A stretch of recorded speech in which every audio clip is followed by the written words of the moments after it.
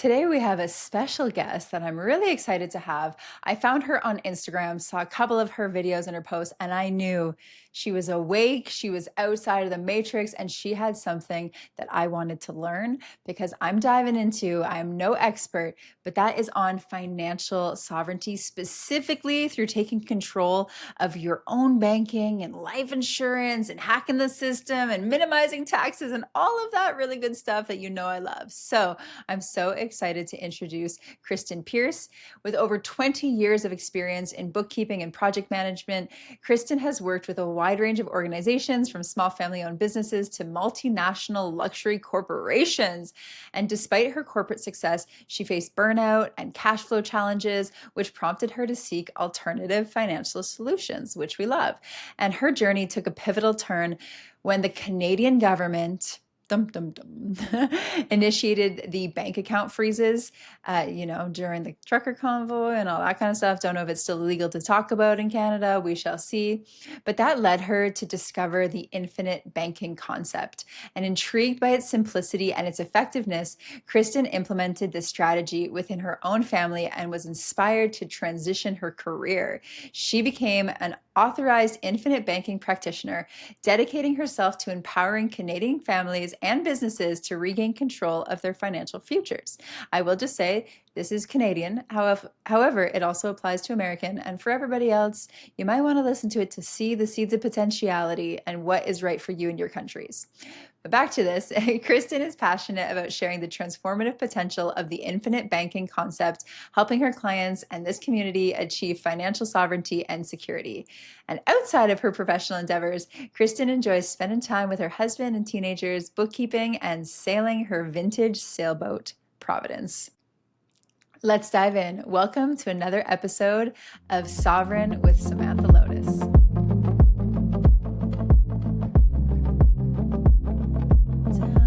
We're excited. Ooh, I am so happy to have you here, Kristyn. I know that we don't really know each other, but I saw your stuff on Instagram. Don't know how I got connected to you. Maybe a reel popped up. And I remember seeing your stuff and thinking, okay, this is somebody that I need to know.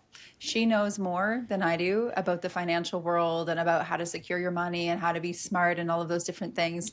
And because this is the Sovereign podcast, where we help people break free from the matrix and be smarter and not be stuck in that rat race and just kind of be a sheeple like everybody else, I knew that I had to have you on here to share your wisdom and share your story and share what you got going on to help people be more free in their lives. And so I just want to thank you so much for being here and taking the time. I am so excited. I love the podcast. I love the direction you're going, the sovereignty, that's what we all need to be doing, is just building our own systems to take care of ourselves, and then we can help take care of others too, but we really have to start it with ourselves. Yeah, So I love that. absolutely. So I'm going to get your story, but I want to dive in first, just so people know that they're in the right room, listening to the right thing. What is it that you help people with? What's the mission? What do you do? What's your vision here for people? So my overarching theme is that I help people take control of their money. So we don't realize how much of our money is in the control of someone else. And it's on the books of somebody else's bank. It's just completely out of our control. So the more control we can take back ourselves, the better off we're going to be, the better off financially we'll be, but also the peace of mind and the freedom that you get from not having to ask permission to use your own money. So that's the overarching theme of what I do. Oh, I love that. Okay. And who do you normally work with? So I work with Canadians. I am Canadian. I have colleagues in the US, so this definitely applies to the US as well. Products are kind of different, but very similar. I work with Canadian families, business owners, just anyone that's looking to get out of this inflationary banking system that we have, that's just creating money out of thin air and taking our dollars and lending them right back to us. The more we can get out of that system, the better off everyone's going to be, even if you're not participating in it. So many people don't even know what the system is, right? They might be hearing they're like inflationary money, but it's just like, tell us, what is the problem? What is the system? What's wrong with the system? Really help us understand what is actually going on. Sure. So at the very basic level, we need to understand that our money is not actually sitting in the bank's vault. Like a lot of people don't realize that. They think that when you make a deposit, it's like sitting in a box somewhere with the bank. That is not what happens. The bank operates on a fractional reserve system. So that means that they only have to keep a small portion of the money that you deposit on hand, and they can loan the rest out. And then, as you imagine, when they create this loan, that money is now in circulation. That's deposited in someone else's bank, which in turn can be loaned out, and so on and so on and so on. So just by putting your money in the bank, you are participating in inflation. Like you're helping them create more money supply. So when we can take over control of that and we can stop giving them money that they can loan out multiples of, if we had even 10% of the population doing that, we would see a huge difference in our, I don't know if that I can say economy, but definitely in inflation and the way that our banking system works. Oh, this is so good. Okay, I want to go down that train, but something that's popping up for me is how so many people, especially I get it online, where they say, "Well, cash is king," or "Your savings is king. That's what you need. It doesn't matter about anything else, and don't get into anything else. It's just hold on to all your cash." Is that a good idea? I always thought that was a bad idea. Tell me what you It, think. holding your cash is a terrible idea. Like I know people that were storing cash under the mattress because they don't trust the banks. And that's the absolute worst thing that you can do because we know that inflation is eating the value of our money every day. In order for money to grow, it has to stay in motion. That's how the banks are making money by keeping it in motion. So if we can take that over ourselves, that's where we're really going to help our money grow. Infinite banking is not an investment. It's not about like getting rich quick. It's just about capturing more of your money, keeping it out of the bank's hands, keeping it, there's tax advantages too, keep it out of the CRA's hands. And the more you can keep it inside your own system, the more it's going to grow for you. Ooh, I like this. Okay, so imagine I'm somebody that I have money, it's sitting, well, so let's say me. I have money, it's sitting in accounts, make a lot of money through my business. I have, real estate and crypto and investments, but there's still more money and I'm like, well, what do I do with this? What would you say to that? Kristen, help me. What am I doing with all my money? How do I get it out So of the bank? What am I doing? What does that look So like? if we use insurance as our banking system. And a lot of people think, okay, insurance is a scam. First of all, it's worse than banks. And I thought that too. So until I realized what was happening with our money in the background, I thought that insurance was just this huge scam, life insurance especially. Like, why would I pay money for someone else to get rich when I die? That's stupid. That's not what's happening. So when we're using properly designed insurance policies for this reason, and I'm not going to get into specifics, but never use universal life for infinite banking purposes. When we're using a policy that's properly designed and you put your money into that, then it's going to grow inside the system. It's going to stay out of the banking system where it can be loaned out fractionally, right? In your insurance policy, they cannot loan out more than they have on hand. So where banks are kind of built on a house of cards, where if everyone pulled their deposits at the same time, all of the banks would collapse.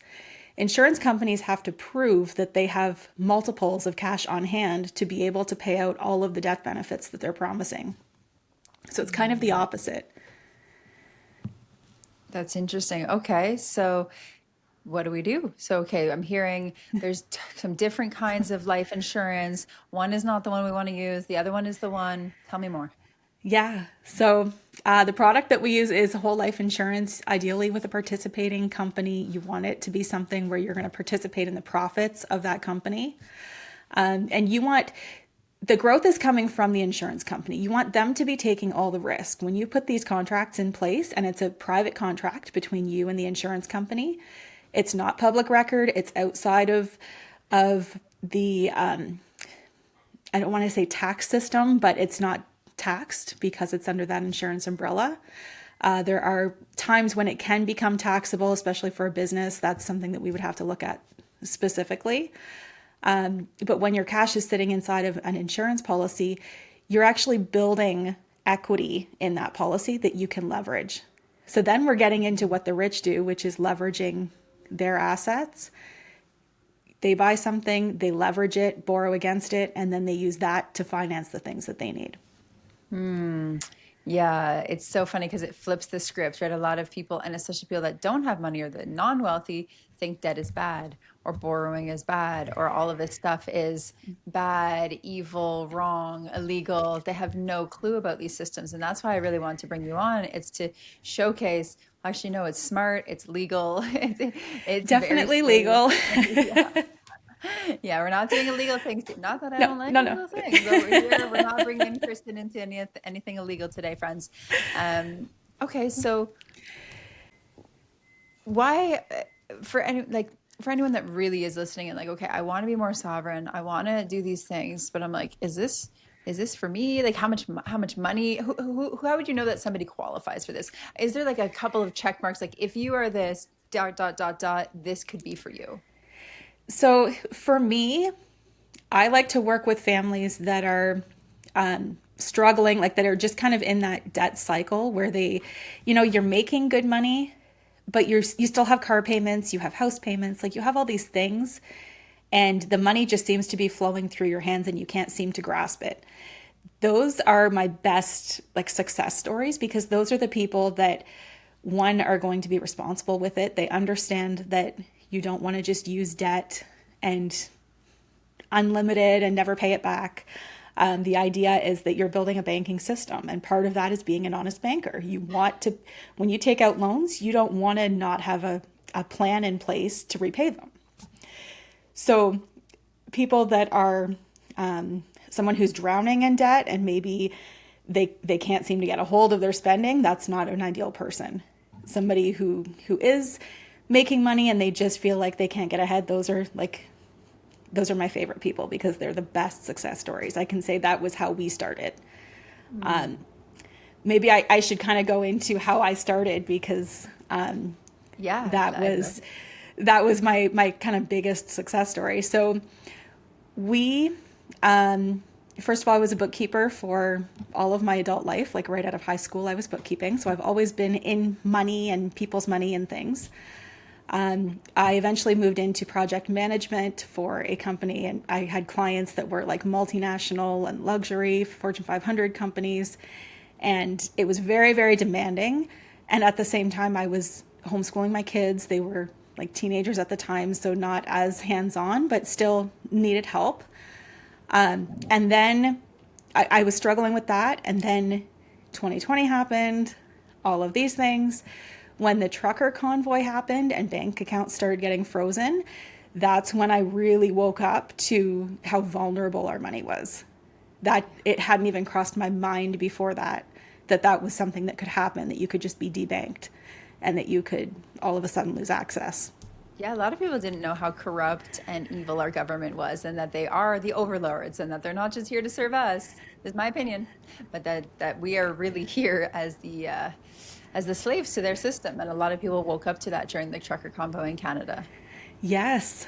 And the more rabbit holes I went down looking for alternate solutions, I realized like how terrible our system is and how much the traditional banking system that we're taught to use, the way that we're taught to save for retirement, even everything is built on lies, and it's built to keep you stuck in the same system where we're losing value to inflation every day. We're paying exorbitant fees to banks that we don't even know that we're paying because they're loaning our money right back to us. Mm. We're told to put our money into an RSP, save it forever, and then it's going to save you taxes, and that's not true either. It'll save you taxes today, but not down the road. Eventually, that's going to catch up to you. And so the deeper I got into it, the more I thought, oh my gosh, how do we get out of this? And then I stumbled on the infinite banking concept.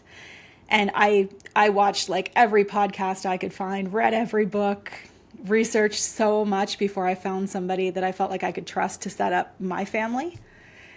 And it took me so long to find someone that I saw the need and I recognized, especially given like what happened with bank accounts being frozen. I thought there's a whole lot of people here that are going to be thinking along the same lines as me that are going to need help. So that's when I decided to get licensed and yeah, kind of went from there. So Yeah, that's amazing. And so that's something that you use personally as well, obviously. yes, so we started it personally. Yeah. our initial plan that was presented to me was to pay off our mortgage. We had just renewed a 30-year mortgage, and we would have it paid off in 7 years just by redirecting the flow of money. So Wow. saving us interest and just literally just moving the flow of where we were putting our money. Okay. I'm a numbers girl. I can geek out on numbers like all day long. I had to put it payment by payment into a spreadsheet and make it make sense for myself. I had to prove to myself that the maths, and Yeah. it did. And so we started in our lives. We have since shifted plans because I started my own business, and now we're investing heavily into that. But it has been such a game changer in the way that we have so much more control over what we're doing in our own lives. So when our basement flooded and insurance wouldn't cover all of the repairs, no problem. We took out a policy loan, didn't have to ask the bank, didn't beg them for money. We could let that policy loan ride as long as we needed to pay it back. Nobody's hounding us for payments. Mm. Same with my business. Like, we were able to invest in that in a time when no bank would have touched us, just because I had switched careers and didn't have the, so many years of income showing. Oh, that is so annoying. That's something that happens to me. I've been an entrepreneur for my whole life, but I don't ever pay myself. I just run everything through my business. It makes so much more sense like that. However, to get a mortgage, even though I'm in the top, what, 5% earners of all of Canada, they still won't approve me for my own mortgage or for really big loans because I personally don't make the money and it's such an archaic system. So are you saying that this could be something that could help with that as well? Yes. Yes, absolutely. So once you have cash in your system, that's growing. As soon as you pay premium, your premium is growing for the rest of your life. It has to. Okay. That's contractually guaranteed. So your cash value, your equity in the policy, if we look at it like that, kind of like equity in a home. Yeah. As you make payments on your mortgage, you get equity in your home. Same thing, as you put money into a policy, you get equity. And so when we buy a death benefit, at any point, if you pass away, that death benefit's paid out, of course. But your equity has to equal that by the time you hit 100. If you hit the age of 100 and you still have this policy in place, they're going to pay it out. So your death benefit gets paid while you're alive. But that equity is what you can access through your whole life. You can use it like a line of credit over and over and over again. So every time I like to use the example of like buying a car. You buy a car, you don't have to go beg the bank for a loan. You don't have to use whatever rates the dealership's giving you that day. You can go in like you're a cash buyer, buy the car that you want, and then you control the terms of how you're going to pay it back. If you Oh, miss a I month or love two, that. nobody cares. You Because set it's your that. own policy. Yeah, I just bought a Exactly. car and the rates were insane. Insane rates. And there's one company, and because my partner's from a different country, we had a way higher rate and way higher insurance because of the it was all a mess. I'm like, why do we need to care about these things? Why is everything so complicated? So expensive. And when you really look at it, all the fees and the interest and all of these different things, how many millions of dollars over our lifetime are we spending on all of these extra things? And where are they going? To corrupt people and companies anyways. Exactly. And most people don't realize either that the volume of interest is what matters. When you look at a rate, like we're just trained to see, like, oh, 1% interest. That's better than 3% interest. Yeah. But nobody looks to see how long they're making those payments or how the interest is even calculated. Yeah. Because if it's a higher interest rate, but it's only compounded once a year, like what happens inside of a policy, that's going to be way less interest than you pay on a line of credit, even if it's like 4%. So, Mm. it's all comes down to what's happening in the background and ultimately the volume of interest that you're paying. But obviously, we weren't taught this. I remember in math, I know that quadratic formula. I learned that one. But we didn't learn anything, obviously, about how to be financially literate and financially smart and how to set ourselves up to get us out of the rat race, like you're saying, and out of the system that keeps us sick, stressed, diseased, depressed, and disconnected from true power. Exactly. And we're all taught, go get your degree, take out loans to get that degree, and then you're going to get a job, and then your job's supposed to pay for those loans, which we know how long that takes. And then at the same time, you're supposed to be simultaneously putting away this little chunk of money for retirement to save for later. But you have this giant need for your whole life. We have this huge amount. If you take care of the financing in your life, the things that you are paying to use someone else's money for, if you can take care of that, you're going to end up with way more than you need down the road for retirement. Just by taking over what you can today. Well, I'm glad you mentioned retirement again because I made a little note here. I'm like, what do you mean retirement? Maybe the people listening to this are like, what do you mean? I've been putting into my RSP or RSP or whatever those letters are. Something, money is going from my account into this account, and you're telling me that it's not good? Tell me more. Oh, Tell us more. this Break us this the always bad triggers news. people. Well, I don't even They're do going to that come kind of after thing, me in the so I'm not comments. That's triggered. all If right. anyone's listening, this is for your benefit. This trigger is from love, from our hearts to yours. So listen up, baby, because this is the good stuff. So hit us with your truth. Exactly. Okay, so let's go back to the very basics. When you have a registered account, so an RRSP, you're putting money away, you get a tax break on that money. So you don't have to pay tax this year on that bit of money that's going into that account. Sometimes you get matches from your employer. Awesome. Nothing's going to compare if, assuming you have it invested well and that it's actually making a rate of return, nothing's going to compare with that while it's accumulating because you're not paying tax on the accumulation. The problem is once you hit the age when you start pulling funds, then you're stuck with this tax bill. And so, first of all, if we look and see where our country's headed, do we think taxes are going to go up or down in the future? I think the only way that they can go is up. Yeah. So we're going to pay an unknown amount of tax later on. And they're going to tell you when you can take the money out, how much you can take out, what kind of penalties there are if you go beyond what you're allowed to take out. They force you to take out a certain amount after a certain age. And then when you start taking that money out, then you're paying tax. It also, most people don't realize that it also claws back on like your OAS.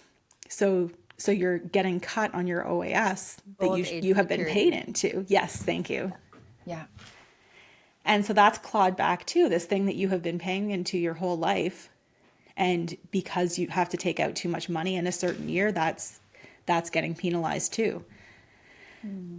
It's like the meme. I don't know if you've seen this one. I'm not going to say it perfectly, but it's something around the lines of you you make you're taxed on your income and then taxed to spend the income and taxed on this and taxed on that. And then when you reinvest it, you're taxed on that. And then if you pull it out and if you send it to somebody, you're taxed on that. And if you receive it back, you're taxed on that. It's like, how does And nobody then when you question? die, Oh my gosh, the stories of when people are dying, the amount of hundreds of thousands of dollars that are getting taken back. And this is funny, and I want to go a little deeper back into the RSP thing. But I often talk about how taxes are a scam. Now, this is my opinion, okay? This is not Kristen's opinion. Maybe it is, but I'm not saying putting words in her mouth. But I think it's a scam. And most people think, well, your taxes go to hospitals and fixing potholes, and it's this glamorous thing, and we need it. When you really look at where our tax dollars are going, the inordinate amount of money to war, to pedophilia, to foreign agencies, to all sorts of super sketchy things, we have to really ask that question. Is it ethical to be paying all more than 40% of our income, that our hard-earned income? But most people can barely afford to live. They're living paycheck to paycheck, and yet we're paying all of this money to all of these different things. How does that make sense to anybody? yeah, I agree 100%. Yeah. So the less money we can get out of that system, the more money, I'm sorry, that we can get out of that system, the better. I'm not saying don't pay your taxes, guys. The full Yeah, she didn't say disclaimer it. there. She didn't say Pay it. We pay did. your taxes, I but teach you how to legally legally, not pay them, but yeah. but legally, like don't pay a dime more than you're legally obligated to do. And so Yeah. find ways that you can use tax shelters, that you can use if you don't have a business yet, you need one. Even if it's just a way of helping you save taxes. Never mind a side hustle, but there's a lot of ways that you can use a business to generate income and to pay less taxes through that kind of system. Is that for everybody? If people are like, ooh, okay, Kristen, tell me, like, have a business to Give some examples of what that could look like.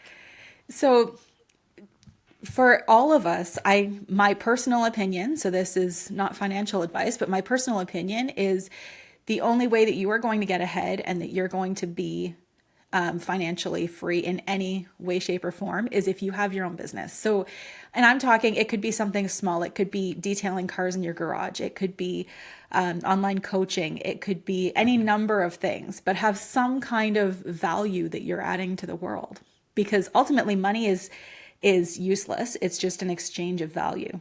And so the more you can add value to the world, the more you can exchange goods, the more the money is going to flow to you. And that's when you can start taking advantage of all of these systems that are in place for the wealthy, all of these loopholes that they get around. Yeah, they pay taxes, but they pay very, very little percentage compared to what we pay. And it's because they know how the system works and they're using it to their advantage. So we all should be doing that. We should all be, I hate to say it, but you're going to have to learn how to do it. That's not Yeah. something you can outsource. If you can't beat them, join them when it comes to this. I highly agree. Yeah, This is something I never wanted to know about finances. I was not interested at all. I just wanted to live my life, be a holistic health practitioner, help people heal, and then help people build their businesses. That was my thing. But when I really realized, well, unless you understand money and the system, you will forever be a slave to it. And so, although exactly. I had no desire to understand what money was or anything about it, I put in the effort to learn the basics of what it actually is and what is Federal Reserve banking and what is RSPs and what are the ways that the wealthy do it. Because there are many, many people out there that are hacking the system, and those are really smart people. I'm not saying they're good people, they could be evil people, but they're smart people. And I want to do what the smart people do. And that's why I'm having you on as well. And it's really important for anyone listening to this is it is for everyone. It's not, it is for everyone to be sovereign and to take those steps for your freedom and to put some systems in place where you can start to get ahead and you can start to make better decisions for yourself, for your family, for your lineage, for your legacy. It's something that more than ever, I think is important. Absolutely. And it's going to continue to be as this world continues to get harder and more expensive and less free. Yes, exactly. If I go back to the example of families that I like to help that are struggling initially, that's phase one. Like phase one is we take over that financing of whatever. Maybe it's just moving a credit line and running that through their policy to start. But eventually, that policy starts producing cash. You're going to have an excess of cash sitting in that policy where now your debt's paid off. What do you do with it? Well, guess what? You invest it. That's what it's for. If you leave it sitting in your policy not doing anything, you're leaving cash on the table because you can be multiplying that. So Mm. whether it's through private lending or it is like some people just use a system of policies inside their family and they loan it to their family members, like, your kids need a car and they use your policy, those kind of things. Other people invest in real estate, which is another, I love that use too, because when you're investing in real estate, you can use policy loans and it doesn't show on your debt ratio. So when you're Mm. using policy loans, you can use it for your down payment and you can finance the rest through a bank. The more you use it, so take out a loan, repay it. By the time you repay it, guess what? You have more money available to you now. You use it for your next flip. The next flip, maybe you buy two flips instead of one. And so it really just compounds what you're doing. So you have money growing inside your policy and you have your cash growing in whatever your investment is. And so, if I'm hearing correctly, say it was a car or real estate, instead of seeing that mortgage or that whatever that is from your bank account, it would then be living through the policy. Yes. Okay. Yeah, and you can use any combination. Like people don't typically start by using their policy unless they're super wealthy and they've been able to put a lot of money right into it initially. But but you can again start small, like invest in real estate funds. You can get into those with a fairly small amount of money, and the more you use it, the more it's going to grow. And what about, so this is specifically life insurance, okay, and we have a policy, cool. What about banking? Are we also doing our regular banking through different space, or are you still like, okay, we're still going to TD Bank and banking there, but then having a policy, or how does that work? I'm now, I want So to know like the architecture of everything. yes, I wish there was a way, and some insurers do have their own banks, so we can go that route too. I usually find it easier to just keep your checking account and you're using the bank purely for the convenience of a checking account. So you have a place to move money back and forth, but you don't leave it there. So that's your place to land when you have policy loans come in. That's where your cash sits. You pay it out for whatever you're paying, and vice versa. Some Okay. insurance companies, I'm not going to get too deep into the weeds, but some companies have products that they'll hold your mortgage and it works almost like a line of credit. And so you get, it kind of works like your checking account and line of credit and your mortgage all in one, and it saves you a ton of interest, bottom line. So that's Okay. another way that you can get out of the banking system if you're not happy with, the big five.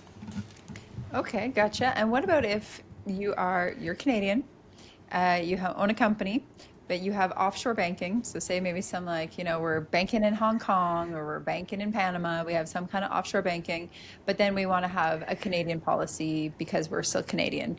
Could we do that? Yes, as long as you still have a Canadian bank account. So the funds have Okay. to move through a Canadian bank account, and you have to be a Canadian resident when you set it up. So you don't have to stay in Gotcha. Canada, Okay. but you do have to be Canadian when it's set up. So say, okay, this is a great question. Say for me, and I know not a lot of people are in this situation, but I got rid of my Canadian residency last year because I moved off to Dubai, opened the company, got residency in Dubai. I was no longer able to use my TFSA, like I couldn't invest into it. Would that be the same thing? Say I set up a life insurance policy and then decide to leave Canada as a resident. What happens to that policy? So because it's a permanent policy, it stays in place for you. So you can Okay. still move money into it even if you're not living in Canada. But like I said, you have to be living in Canada when we set it up. So I Okay. have some clients that live, part of the year in other places, those kind of things. There's always, there's ways to get around it. Gotcha. Okay, perfect. So I know that you said maybe if you're fully in debt, fully struggling, no money at all, maybe this is not the best thing for you. But if I heard that was correct, that makes a lot of sense. Got to sort some things. But I know that you shared who your great successes are. What about people? And I know I have a lot of entrepreneurs in my community, and a lot of people that are doing quite well as well. So what about for people they have a business, they already have some asset. I'll use myself to have a business. We're doing great. I have assets, but I'm still using some Canadian bank account, have chunks of money there. Is this still, what would be the next steps? If I'm like, I want Yes. to pull out this life insurance, what could that even look like? If I'm like, Kristen, I like the concept, I get it, but like, what could that look like for me? What would those steps be? Or, why would I really want to do this? Yeah. So I love this for business owners too, because it's a way to keep cash inside of your company without triggering taxes. It's not going to trigger taxes when you pass away. So that death benefit is passed on wherever it's passed on to, okay, without triggering taxes. It's growing tax free inside the company, but you still have access to it. So and this is maybe not the case for you, but a lot of business owners are hesitant to invest the money that they have inside their business, and they might have hundreds of thousands of dollars that they keep in their essentially checking account because they don't want to lose access by locking it up somewhere, and they don't Yeah. want to expose it to market risk. So this is ideal for that because when you put it in, you can't lose money. Like you contractually can't have less money Yeah. available. Some, some of It's not my, possible. a few of my clients that I was just recently speaking to about this, they were telling me that yeah, they keep hundreds of maybe even $1 million just sitting Yeah. in a Canadian bank account because of this exact thing. And so that does not make sense to do. It's just not the right thing to do if you really want to make your money work for you and be able to access your money and not just have it sitting in a bank account. So, okay, so then what are those next steps? We have all that money sitting in bank accounts, not doing anything. How would we So we put it in a policy. We can design policies in any budget. So whether you want to put, a couple $1,000s a year or a couple $1 million a year into a policy, we can do it. Wow. I think the shortest I've seen funds go into a policy, like if you had a lot of stagnant cash sitting there, would be like 3 years. So ideally, you want to put money in over a course of time, Okay. but it, yeah. So it gives you a ton of flexibility. You have like without getting too deep in the weeds again, but every policy that I build has like a minimum you can put in and then a maximum. And the maximum is just dictated by the CRA to keep it tax free. Once you cross Gotcha. that threshold, then it becomes taxable because it's considered an investment. What are some of those thresholds? So it's different based on every policy. It's based on how much you're putting in versus how much death benefit you're buying. Okay. So yeah, I don't want to get too complicated with it, Yeah. but it's based on how much insurance you're buying ultimately. Okay. Okay, gotcha. But you can move more money than you can per year in your TFSA kind of thing. Oh, definitely. Yes. Yeah, Okay. you can put Gotcha. millions in policies without issues. Okay. And what about, can we talk crypto? I know that's not really like your full thing, but For can sure. we, there's a lot of regulations on crypto in Canada. There's a lot of different things, hesitations, but I don't know if you know my story. I'm pretty bullish on crypto. I've been invested in Bitcoin since 2017, made some great money there. I'm very bullish on XRP, XLM, a couple different other projects. Um, what do we do with my crypto? So, same thing. This is not me telling anyone to go take out policy loans to buy crypto. But if Yeah. that's what you're into, that's another investment, right? So, whatever investment opportunity you feel comfortable with, whatever you have researched and you are very comfortable with and you know what you're doing, that's not a risk for you like it is for someone who doesn't, right? I wouldn't be taking out loans because you are leveraging money. If you lose money in the market, you're kind of losing money in two places because you still owe money, you still owe in your policy, right? So you want to be careful with that by not putting cash into something that's super risky. Yeah. But I like to use the analogy of like Warren Buffett. Me investing in certain stocks, I would feel like are really risky. Warren Buffett investing in those same stocks is not a risk because he really does his research. He knows what he's doing. Yeah. I feel the same with crypto. Yeah, that's great. What do you think are some of the most common misconceptions or things that you want to set straight about money, about investing, about life insurance? Let's break down some of these misconceptions that people might have. So one of the first lies that I try to debunk with people is that the concept that your money can only do one of two things, like that you can either save it or you can spend it. And either way, it's out of your hands and it's gone forever. When we're using something like this, we're actually being wealth creators and we're able to save money and we're able to use it, right? And buy the things that we need while it's still growing.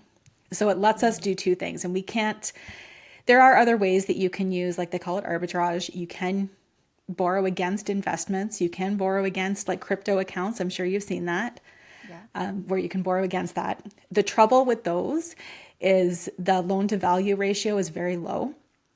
Whereas life insurance, it's you have access to 90% of your cash value all the time. And when it's built in the way that we build it, you have access to really high cash value immediately. So when you start investing, I mean, putting premium in. When you put premium in, you have access immediately to cash that you can pull out. So that makes it investing a lot more accessible to people. That's why I keep going back to the people that are kind of having a hard time struggling, like just hanging on to their dollars, because I get it. That's the cycle that we're stuck in. Everybody's in that boat. If you're working a regular job, that's where you're going to be stuck forever. What about people that say this sounds too good to be true? This is probably some kind of scam. This might be a pyramid scheme, actually. Have you ever had people say that? People love to call things pyramid schemes. They love it. They love it. So tell me, is this So a pyramid scheme? Is this a scam? Is this too good to be true? it definitely sounds too good to be true. I felt the same way. If anybody had told me even 5 years ago that I would be sitting here talking to you selling life insurance, I would have died laughing. Like I would not have believed it. In fact, my interview with the agency that I started with when I was interviewed by the CEO, I told him straight up, I said, look, I hate sales and I hate life insurance, but you should hire me anyway. And he did. Hmm. But when you're helping people, it doesn't feel like sales. Yeah. So to get back to your question, um, is it too good to be true? No, it feels like it. You have to see the numbers. Is it a scam? No. But there are a lot of people out there that are misinformed and are selling things that are not ideal and that aren't going to work in the long run. So you really kind of have to do your research on who you're working with and what kind of products you want going into it. I have a book list. If anyone's interested, just send me a message and I can send it to you, of fantastic books that help you understand that and what you want going into it. Oh, I that would think I be said good. it. What are like Yeah. what are one or two books that maybe we're like, okay, need to read? So I have Becoming Your Own Banker. Oh, So that yes. one is awesome. He wrote the book in such a way that it makes you think. So he's not telling you what to think. He really like dances around the subject. So it takes a couple reads, but it makes you understand what you're doing and why. Love. And then another one that I think your listeners would really like, it's How Privatized Banking Really Works. And Okay. Ooh, we're feeling the reality yes, hack in here. We're feeling the sovereign vibes. All right. and yeah, so the last one talks about how insurance gets us away from that inflationary system that the banks are using. So it's, Yeah. yeah, very good. Yeah, I love how you said, 5 years ago you would have laughed thinking about this. Same. Did I ever think I would care to interview somebody to talk about insurance? Nope. Right? 0%. Even as I'm listening to it, I'm like, wow, I actually care about this and this is fun. This is really cool because it feels like we're pulling back the veil of this really cool secret. And we're like, we're It, not supposed to know about this. This is not for regular people. This is just for the hyper elite. But we're getting to peel back and be like, oh, wow, those are the systems that they use. And they're actually accessible to me too. Interesting. exactly. And that's how I felt when I first learned about it, was like, holy cow, I can't believe that we weren't taught this in schools. And I just wanted to shout it from the rooftops, because anybody that I spoke to, like friends, family, I went probably a year that I didn't shut up about it, because I was telling everybody about this thing. Like, can you believe that this is a thing and that it's real? And they all thought I was crazy at the time. Most of them have since Mm. come around. As they do. Yeah. Because how has it changed your life or how has it changed your client's life? Like, let's put it into real people. How does that change their life? So the control, like you can't, that's where I'm at with my clients. And I haven't been doing this. I've been licensed for 2 years. So I haven't had clients that are like decades in or anything. But from my own clients, I've seen, like, I have one couple that came in that was storing money under their mattress, and they were losing money, and they had GICs, and they're approaching retirement. They were so afraid of losing their money. And I got a text from the wife saying, "Do you know we're actually sleeping at night now? Like, we know that our money's going somewhere. We know that we have that there and it can't be taken away, and that it can't collapse. It's not going to collapse like the bank." Mm. And so that was the most meaningful one to me, just the relief that they had. Yeah, the peace of mind, literally being able to sleep at night. And that's what we want to Yeah. realize here is when it comes to money, it's not about money. When it comes to money, money means being able to put food on the table. It means being able to have a roof over your head. It means being able to provide for your family or your children, to be able to sleep at night. It might even hold marriages together that would otherwise fail because of the stress of money, maybe even health issues, right? Having financial wisdom, having financial wealth, having financial sovereignty, and even if it's just a little bit more than you had before, it can make such a big difference in all of those different aspects of your life. Exactly. And like I said, this isn't going to make you rich, but it's going to keep the money that you have and keep you from paying it to other people. And just by keeping your money, you think about how much, if you didn't have to pay money to anybody else for anything through your lifetime, think of how much money you would have even by now, right? So Yeah. if we can do that, and for kids, oh my gosh, if you can start something on like an infant, you're talking multimillionaire by the time they're retired. That, Mm. without putting a lot of money into it. It's just by the time they're like 20, they would have their own banking system set up where they can fund their own schooling with that system, or they can buy their own cars and not be borrowing from the bank, and they can use it for their down payment or their wedding, or all these life events that we it's always putting people behind. Yeah. This is so good. This is so great. I keep thinking, well, why didn't I know about this 10 years ago? Like, why am I 37 learning about this? All that money that could have been doing things. And this is what I like to tell people. I'm like, if your money is not a little worker bee for you, making more money for you, then you're not using it right. Money and when it sits in account, it devalues because of inflation. But if your money can go out and make more money for you without you having to do anything, that's when you're winning at life. And when you're not wasting Yes. money for these corporations and these banks and this government system and all of that kind of thing, you're winning the game. Yes. And so many of us, I think, like you just didn't talk about money. Yeah. It was almost vulgar to talk about money in like social settings, like with your parents. It wasn't really something like my parents taught us how to budget and those kind of things. But as like to sit down and say, look, this is what I'm investing in and this is how much money it's making, it was like vulgar. Mm. And there's like this belief that we all think that money is evil. And it's not. Money's a thing. It's a tool, like no different than the chair behind me. Like it's a thing. Yeah. And how you use it is ultimately what's going to give it its worth. Yeah. Absolutely. And for the people that are listening to this who are just about impact and just about making a difference on the planet and just about helping people, amen to you. And you got to have resources to do that. And money is a wonderful tool. And it does take a lot of people. And this is something that I actually have a course called the Money Masterclass. And it helps people not just with the strategy, but with the energetics. And we go down to the root. If you have a belief that money is evil and that people who have money are bad people, do you think you're going to attract money into your life? Absolutely freaking not, because it's not going to be an energetic match for who you see yourself as at your identity level, at the energetic level.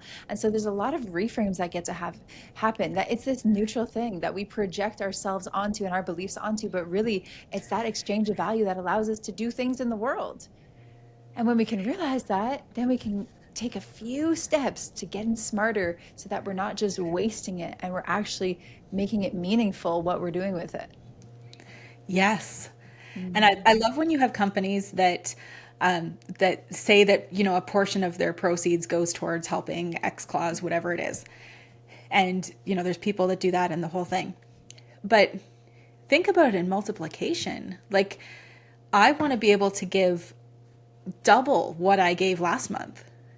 And in Mm. order for me to do that, I need to attract that money into my own life. I need to be a good steward of what I have, and I need to be taking my gifts and creating value Mm. that's going to bring that into my life so that I can share it. Ooh, something that changed my life. Yes, yes, yes, what you just said. It made me think of something that changed my life was seeing that money is, if it's stagnant, if you're in scarcity around it, right? If you're in scarcity, you're going to keep it stagnant. You're going to hoard it. But if it's like money, then the waters of, if it's like, well, we'll compare it to water, then it gets murky and it gets moldy and it evaporates and it depreciates and it's just not valuable anymore. And you're stuck and you have this negative cycle with it of scarcity, and that's all the illusion. But if you see it as water and energy that's meant to move and flow and accumulate and grow and pour into something else and get poured back into and multiply, that's the energy of abundance. And when we're in Yes. the energy of abundance and expansion, well, our money reflects that. And so we actually have to keep our money in motion, not just hoard it in a mattress. Oh, my sweet dad would hoard his money in a mattress. I love you, Pops. Rest in peace. But that was just that he was bankrupt, never made money, because I think because his money sat in his mattress and he thought that it was evil. So yeah, there's Yes. such a perception and a perspective and an energetic shift that we get to have as well.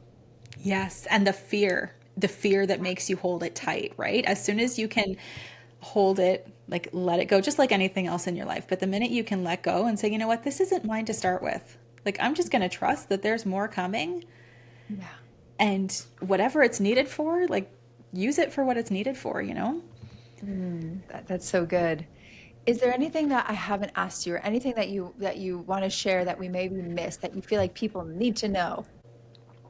I think it just all comes down to that personal sovereignty and what that means to you. But when you can take over at the very basic level the banking function, that financing function that you're giving away, because we all use financing.